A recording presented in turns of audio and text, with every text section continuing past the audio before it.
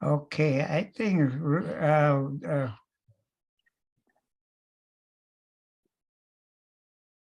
wait, I think we can go ahead and start. I think looks like.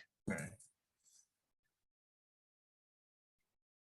Well, welcome to all the people who are attending the mental health station still.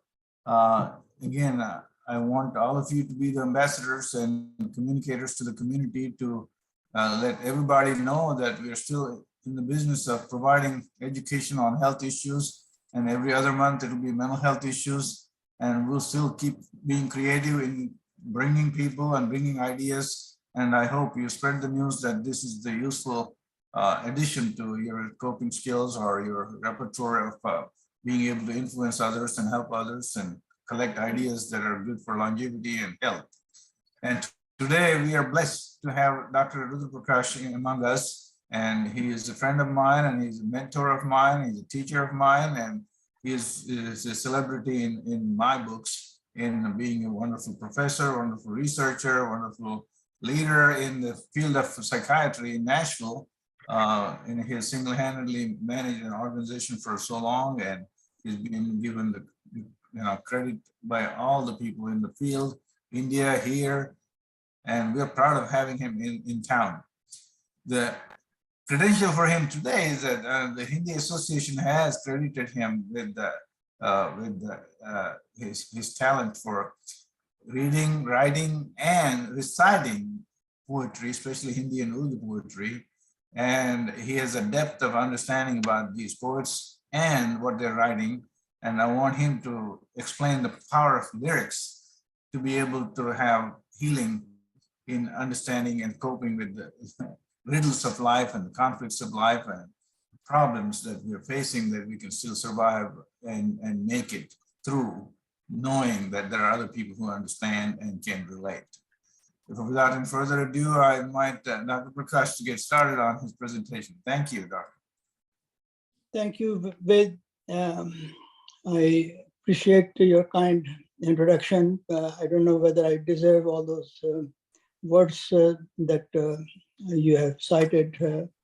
I want to also thank Pramodji for getting me on this. I also want to acknowledge a contribution of my daughter, Richa, and granddaughter, Ruchika, for creating these beautiful slides. I feel very privileged to talk about mental health and poetry. Can you hear me all right? Yes, we can hear you well. All right, thank you. This is a vast subject. It's an ocean. You can spend hours and hours, days, and time is limited. I think justice cannot be done with the topic in just 1 hour.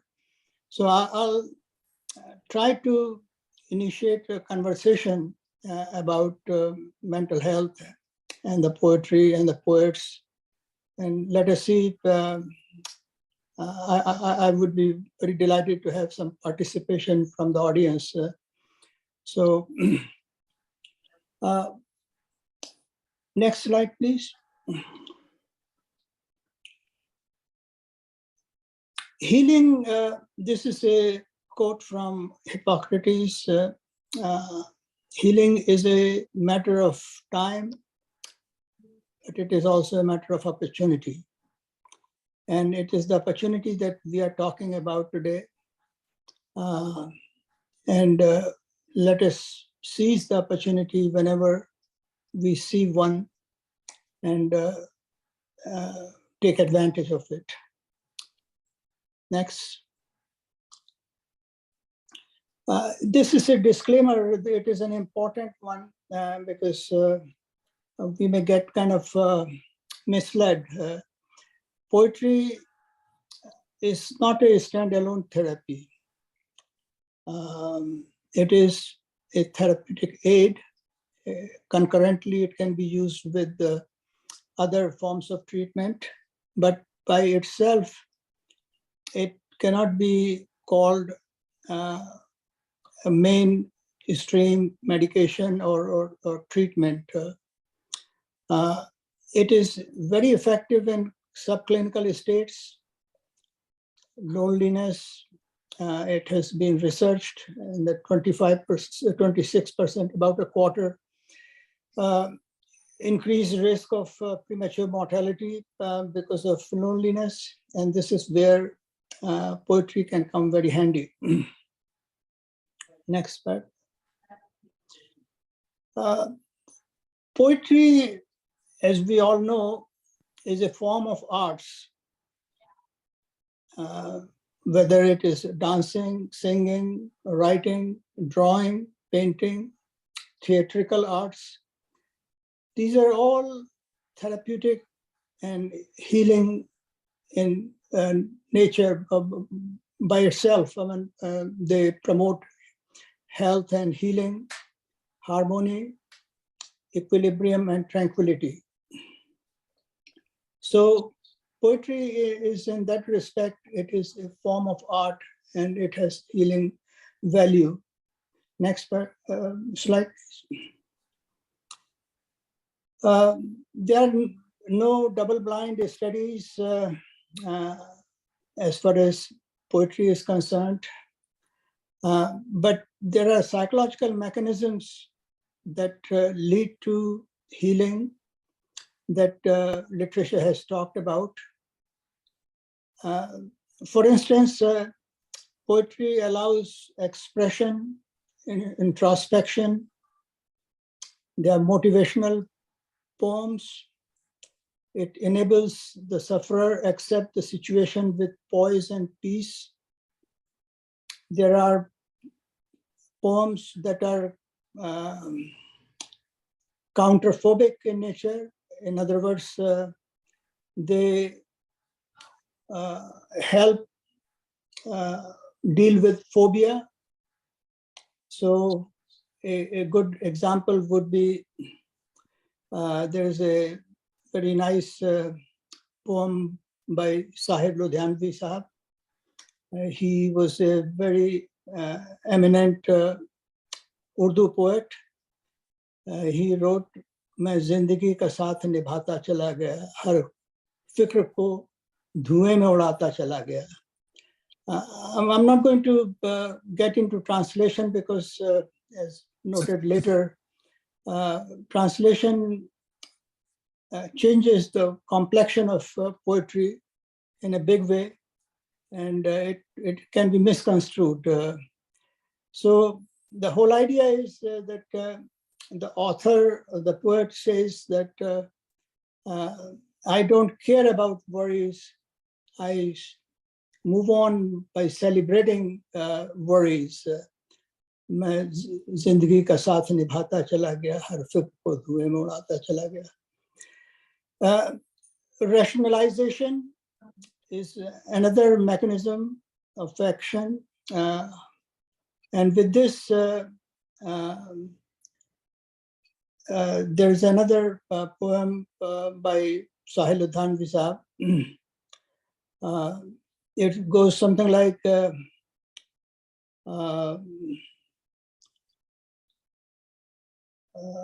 it says,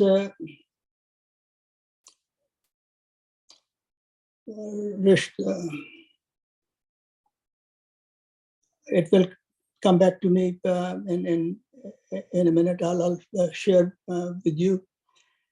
Altruism is another example of various mechanisms. And a good example is, let me see here. किसी की मुस्कुराहटों पे हो निसार, किसी का दर्द मिल सके तो ले उधार, किसी के वास्ते हो तेरे दिल में प्यार, जीना इसी का नाम है. This is where one is talking about the welfare of others, doing service that would do good to the others. That is altruism, rather than be self-centered. And poetry allows us to be altruistic in interaction. Identification is another mechanism where you can relate to the author. वो अफसाना जिसे अंजाम तक लाना न हो मुमकिन, उसे खूबसूरत मोड़ देकर छोड़ना अच्छा, चलो एक बार फिर से अजनबी बन जाएं हम दोनों. This is where identification and rationalization both come into play. Masochism is another mechanism that plays a role in healing. It is like anything that does not kill me makes me stronger. अब ये भी ठीक नहीं कि हर दर्द मिटा दें, कुछ दर्द तो सीने से लगाने के लिए हैं. This is a poem by Janisar Akhtar, a very eminent Urdu poet. So that is about masochism. Humor and satire, there are lots of Hindi poets that have come up. One of the notable names is Kaka Hathrasi. Actually, Kaka Hathrasi had visited in Nashville years ago, and he's one of the most eminent humorists. And humor is a very positive defense mechanism that can come very handy in healing and recovery. Next slide, please. Continuing with the mechanisms of action, poetry is restorative in nature, and it promotes healing, as I said. It spurs conversation and willingness to create new and social relationships. It also creates genuine community, an atmosphere of welcome and warmth. It is antidote to loneliness. It also provides a different lens with which to see the world. It humanizes medicine through empathy, emotional sensitivity. Poetry can be enjoyed in more than 3 ways. I would say 5 ways: reading, writing, sharing, reciting. Next slide, please. Next slide.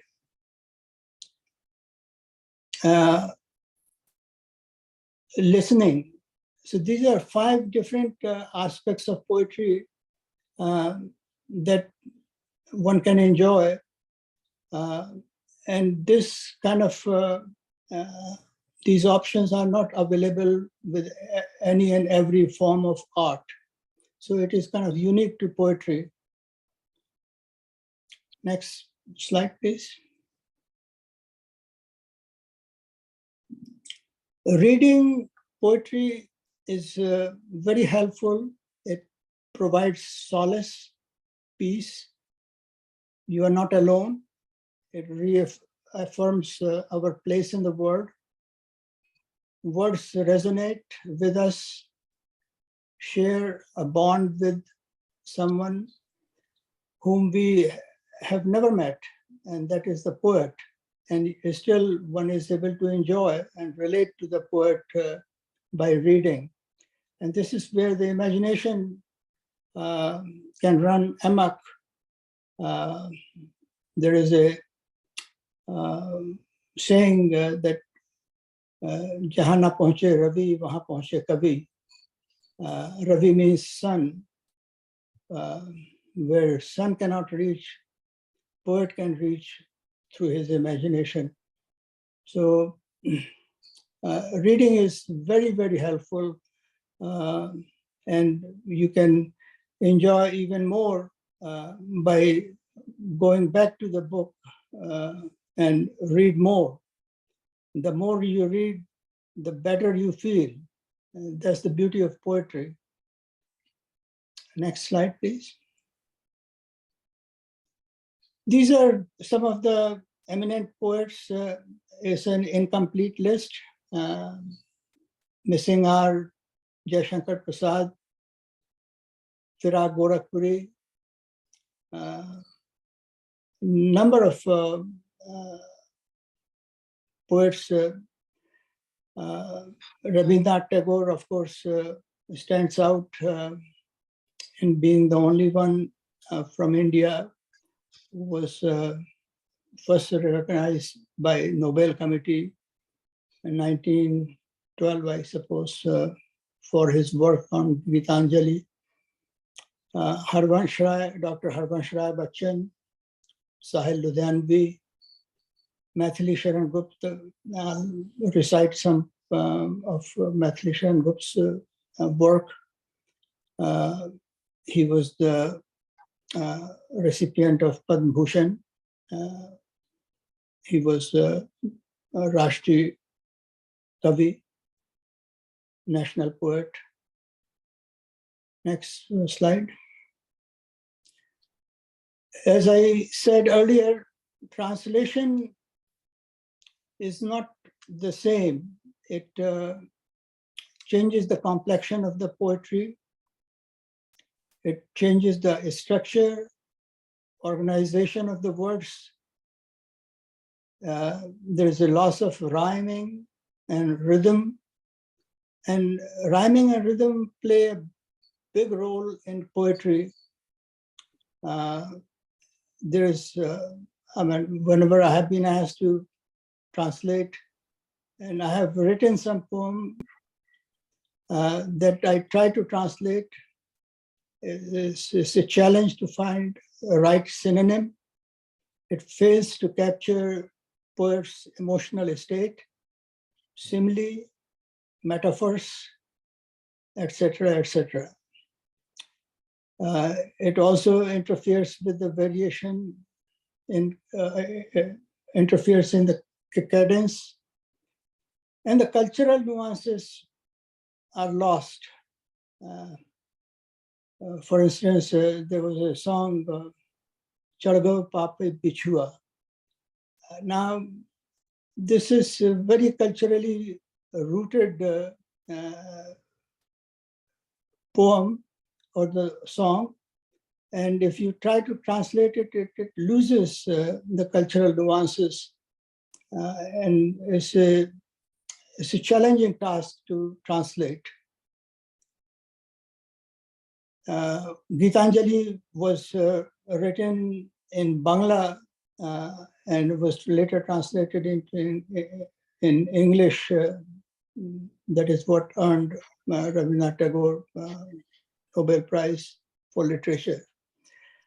Writing, it is a wonderful tool. The mind is forced to slow down and revisit memories, live past emotions and experiences. This writing, and in this, the process is dynamic, helps you rediscover many things about self. And I can relate to this. Writing has helped me tremendously in my own struggles at times. And I would encourage audience to try and write something because it is healing. Next. Listening allows reflections. It helps relate to poet and the situation that poet is talking about. It provides safe space, and it is something that is to be done over and over to enjoy poetry, good poetry. So listening, we have from time to time Kavi Sammelan, for instance.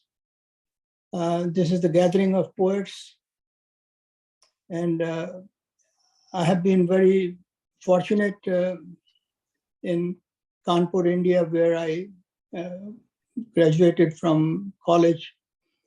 I had the good fortune of listening to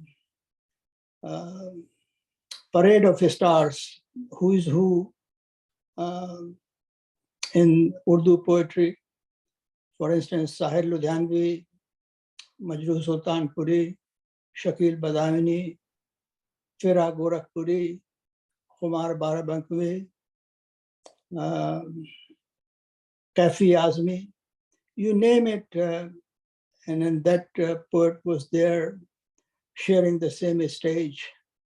And little did I know that this was the cream of the crop. And it was such an honor.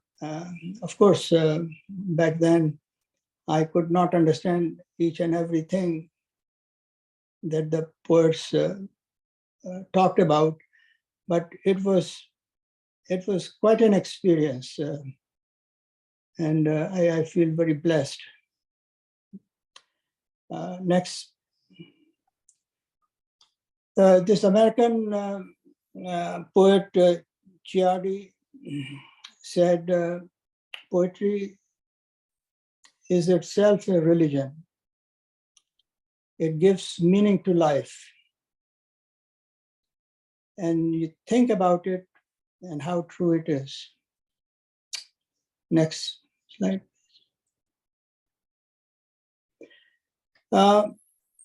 There is a form of treatment or therapy that has been talked about. It's called poetry therapy. You can Google it. This therapy has roots in Pennsylvania Hospital back in some 200 years ago. And it has been evolving. It continues to evolve. The National Association for Poetry Therapy. It is an international and interdisciplinary nonprofit organization promoting growth and healing through a written language, symbol, and story. This association has members that have forged an energetic community of healers, educators, other helping professionals who value the applications of words and language. I was looking up, there are a lot of psychologists, social workers that are members of this association. And it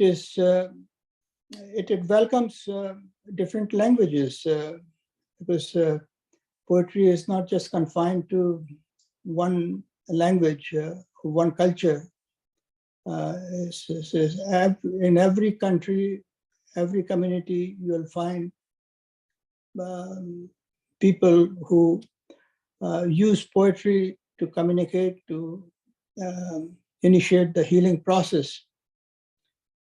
So poetry therapy is something that is coming up.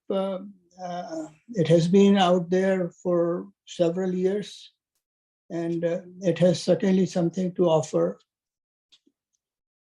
to ease the suffering. Next slide.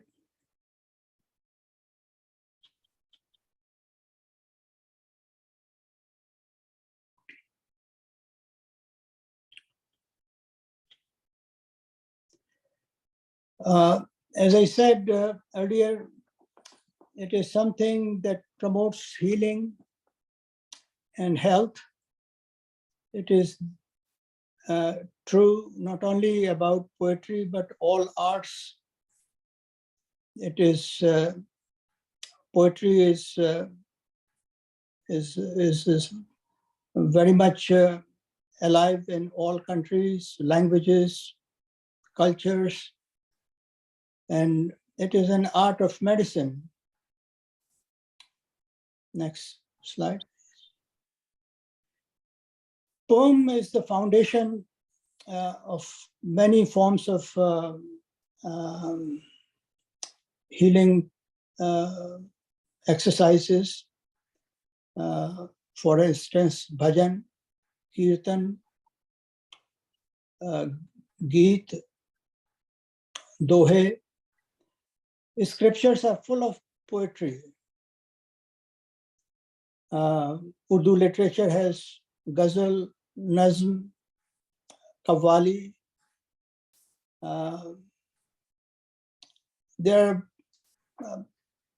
Poetry is just the foundation in all of these things that we just talked about. Where poetry might make a difference, this is an incomplete list. There are 4 things that are mostly talked about where there is a place for poetry. In coping with loneliness, depression, resentment, and despair. Next slide.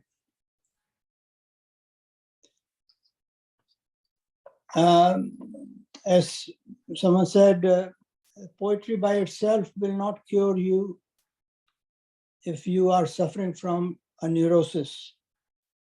Neurosis is a group of anxiety related illnesses. But it will certainly make your neurosis easier to bear, and it will usually hasten your recovery if you are undergoing psychiatric treatment. The bottom line is that by itself, poetry cannot cure, but it is a good therapeutic aid when used concurrently.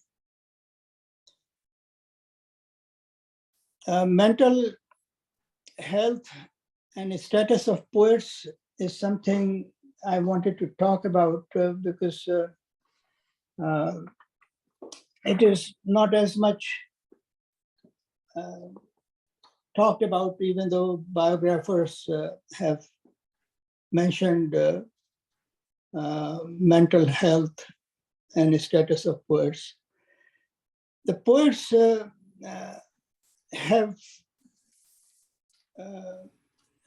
like any other person, they go through depression, they go through unstable relationship, addiction, suicidal thoughts, and insecurity. Let me give you some examples. A less well-known fact about Rabindranath Tagore is that he struggled with depression. And biographers have noted that.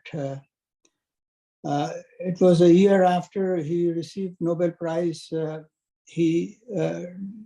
Tagore struggled with depression, and he admitted having suicidal thoughts. Some may say that his depression had roots in his childhood because he lost his mother early on, and father was too busy with his business, and Tagore was raised primarily by servants. So there was emotional deprivation, parental deprivation, and some of those risk factors for depression were there in early childhood of Tagore. Unstable relationships.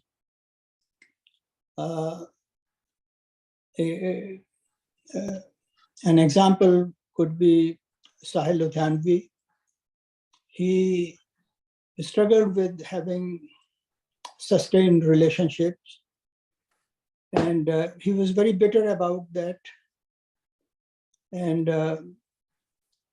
the line of the song that he wrote that I was not able to recall was वो अफसाना जिसे अंजाम तक लाना न हो मुमकिन उसे खूबसूरत मोड़ देखे छोड़ना अच्छा चलो एक बार फिर से अजनबी बन जाएं हम तो. And there are numerous poems that Sahil Ludhianvi has written that talk about his struggle with unstable relationships. Addiction, not uncommon in poets. Bollywood would be a good place to find the examples of addiction.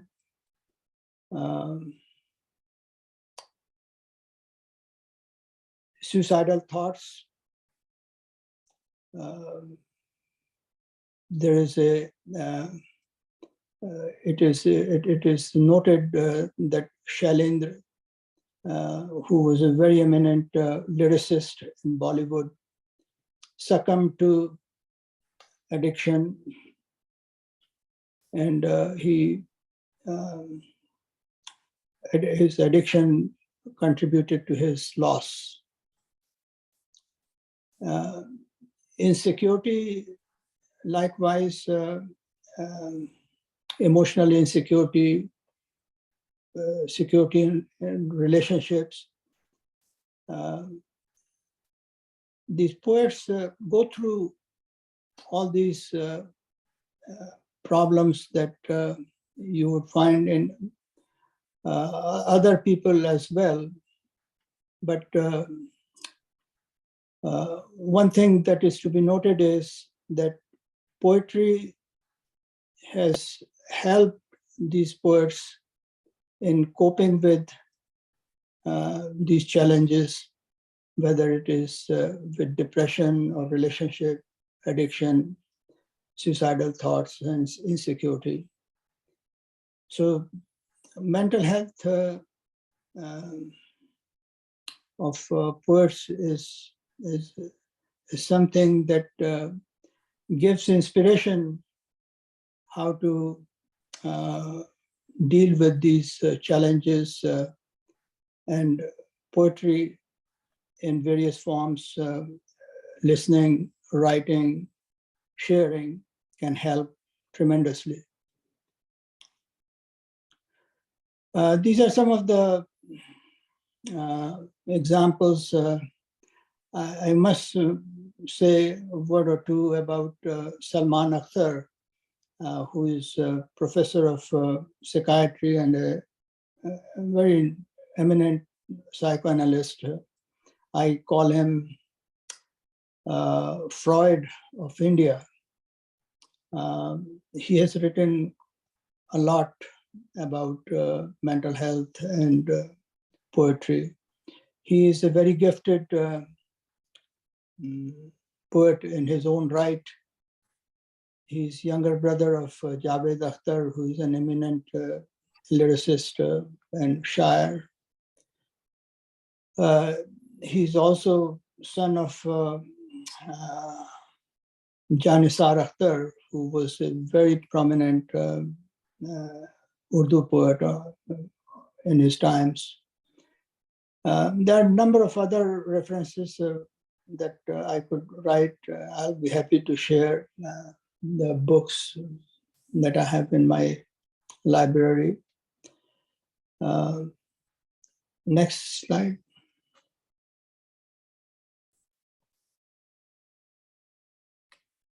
Uh, These are, this is a poem from the mighty pen of Ibrahim Zoc.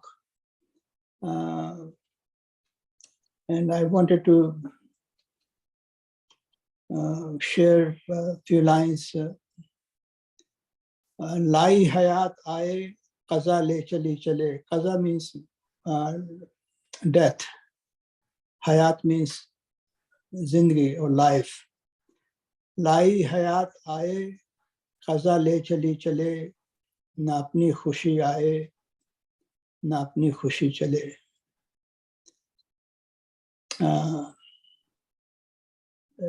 It's a beautiful poem. You can Google it and read more about it. Next slide, please. This is a couplet from Guru Granth Sahib. Chinta taki kijiye jo anhoni hoye, is marg sansar ko nanak thir nahi koye. In other words, worry about something that is not destined in the life. Nanak says there is nothing that is stable. Everything is transient. Next. Poets give us words that live as well as words to live by. I like this very much. Next. Before I read this, I wanted to read two other poems. These are very motivational. In the face of disappointment, despair, these come very handy. Again, written by Sahil Udhanvi. Na muh छुपा के जियो और न sir झुका के जियो, गमों का दौर भी आए तो मुस्कुरा के जियो. Do not hide your face. Do not bow down. गमों का दौर, during the period of sorrows, learn and live with a smiling face. घटा में छुप के सितारे फना नहीं होते. घटा means cloud. Just because it is cloudy weather, सितारे फना नहीं होते. The stars do not disappear. They are still there. Instead of that, अंधेरी रात में दिल के दिए जला के जियो. In you, this is where a translation can mess it up, so I'm going to skip that. ये जिंदगी किसी मंजिल पर रुक नहीं सकती. The life cannot stop at any stage. हर एक मकाम पर कदम बढ़ा के जियो, चलो. At every place you keep moving, you will not stop. The same message has been given by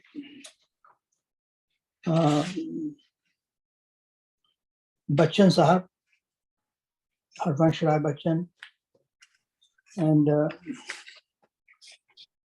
the title of his poem is Agnipath.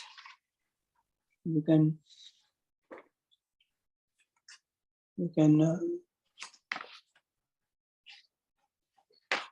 let me see.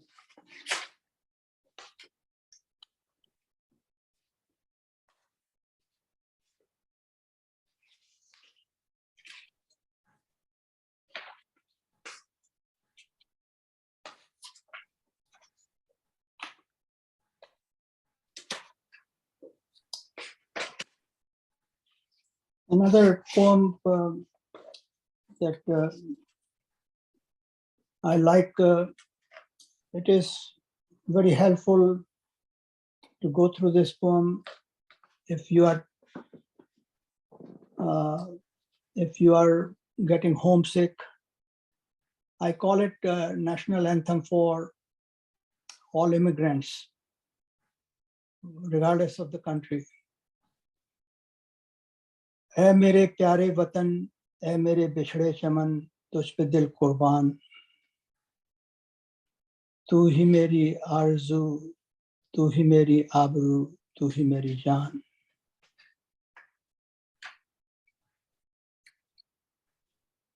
तेरे दामन से जो आए उन हवाओं को सलाम, चूम लूं मैं उस जुबां को जिस पे आए तेरा नाम.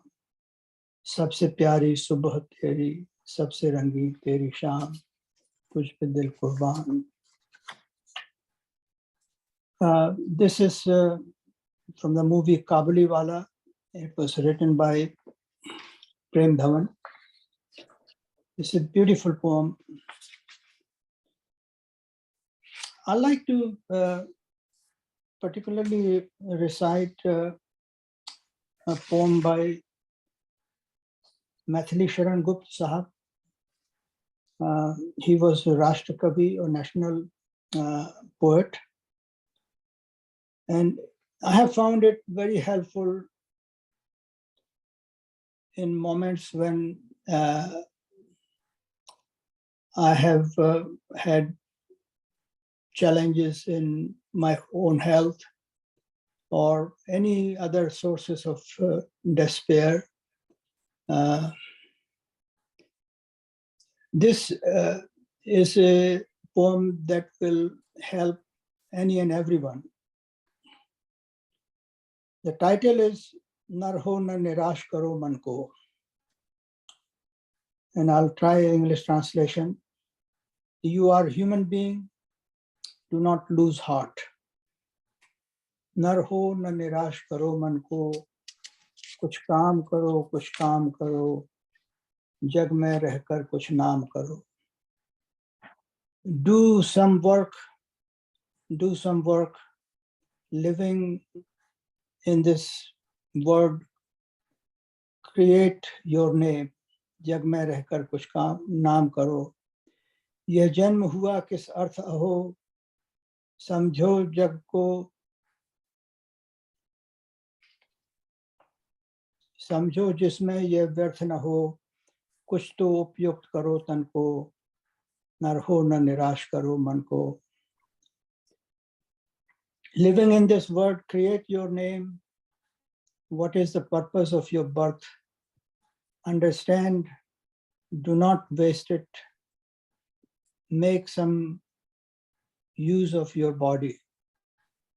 समलो कि सुयोग न जाए चला, कब व्यर्थ हुआ सदुपाय भला. समझो जग को न निराश अपना, पथ आप प्रशस्त करो अपना. अखिलेश्वर है अवलंबन को, नर हो न निराश करो मन को. Be careful so that the opportunity is not gone. When has God given you, when has a God effort gone waste? Do not take the word only as a dream.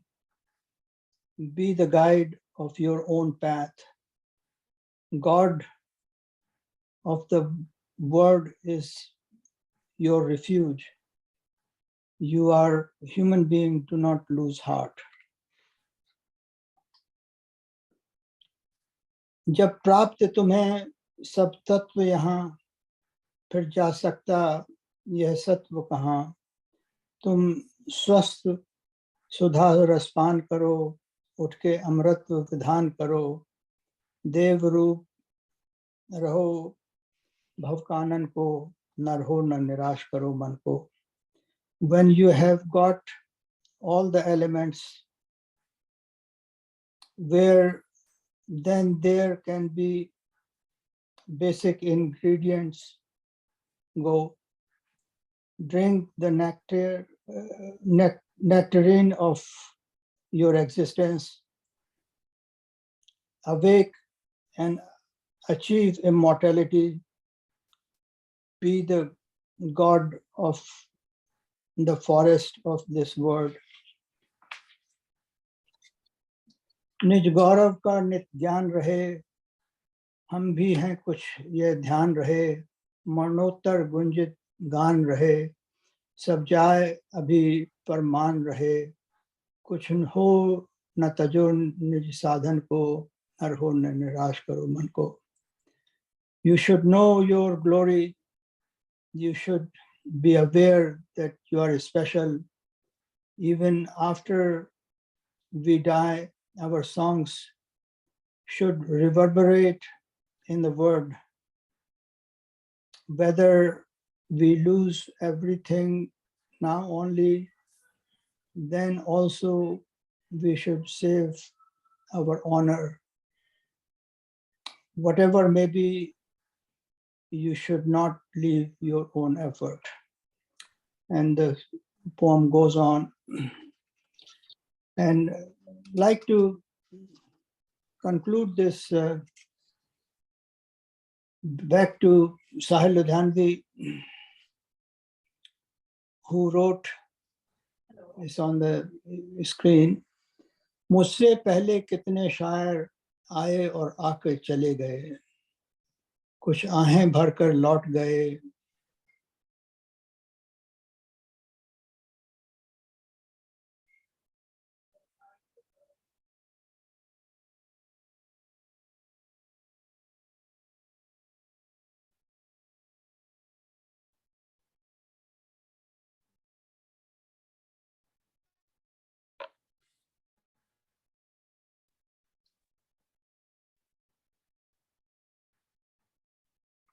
Can you hear me? Yes. Yes. The slide is gone. Oh, you want to get back to the slide? The last slide.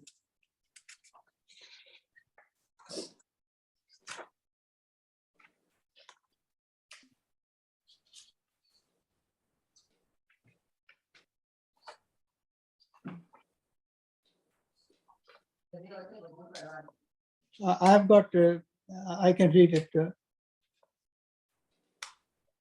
मैं पल दो पल का शायर हूँ, पल दो पल मेरी कहानी है, पल दो पल मेरी हस्ती है, पल दो पल मेरी जवानी है, मैं पल दो पल का शायर हूँ. कल और आएंगे नगमों की खिलती कलियां चुनने वाले, मुझसे बेहतर कहने वाले, तुमसे बेहतर सुनने वाले. कल कोई मुझको याद करे, क्या कोई मुझको याद करे, मसरूफ जमाना मेरे लिए क्यों वक्त अपना बर्बाद करे, मैं पल दो पल का शायर हूँ. These are some of the important poems. I can go on and talk about poems, the poetry, the poet, and what contributions they have made. It has a very long history. The first poet ever noted was Balmik, Rishi Balmik. That was about 5000 BC. He is considered to be the Adi Kavi. I really wish we here in our community have gatherings that would promote exchanges of poetry and learn from each other how to express and learn what these poets have to say. I'd like to stop here and invite any comments or questions.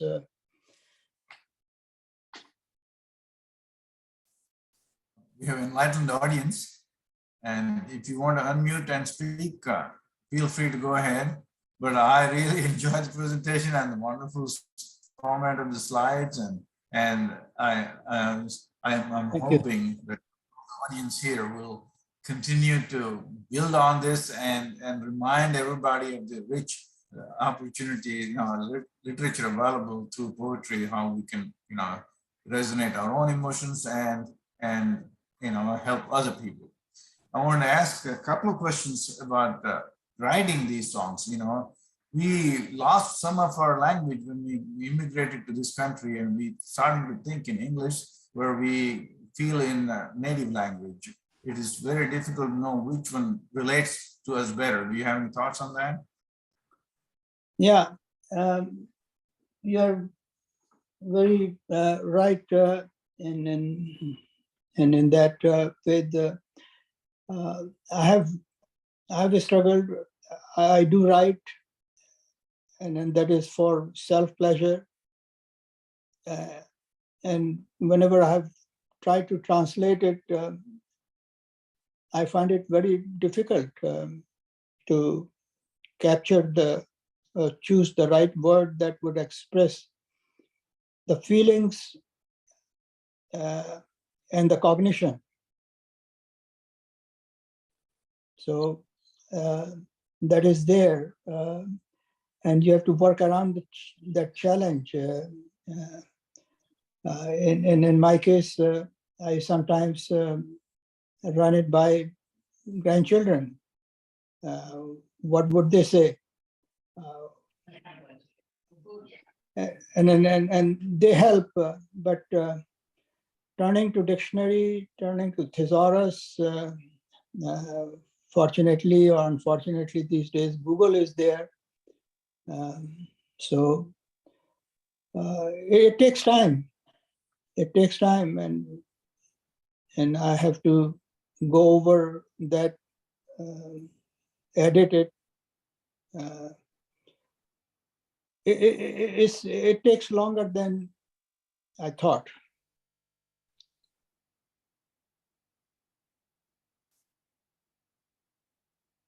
In Indian lyrics, at least the ones we hear more through songs, I feel like any poetry that's put in a song format seems to be more powerful than the ones just words. And fortunately, in India, we have a lot of devotional poetry.